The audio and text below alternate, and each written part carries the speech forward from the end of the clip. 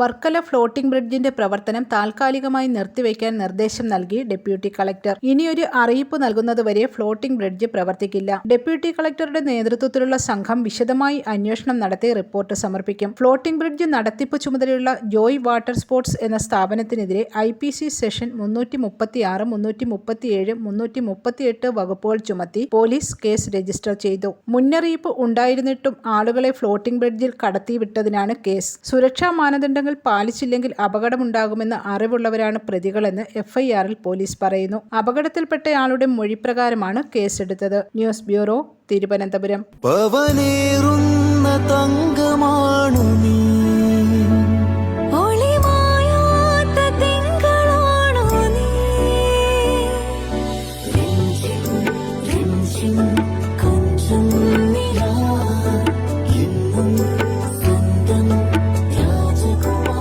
Be a Rajakumari.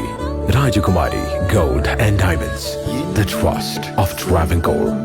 Rajakumari.